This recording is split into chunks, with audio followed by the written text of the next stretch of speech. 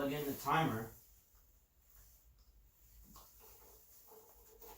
Okay.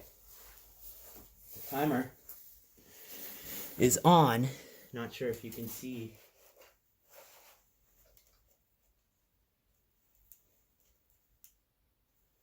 Timer is on. I'm going to turn this on, the main breaker. There we go.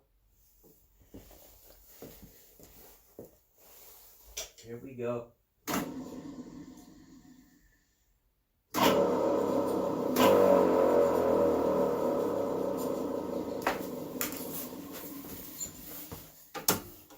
Like I said, I just wanted to do it very brief because I'm not sure if that contactor can handle the amperage that siren puts out, which is 30.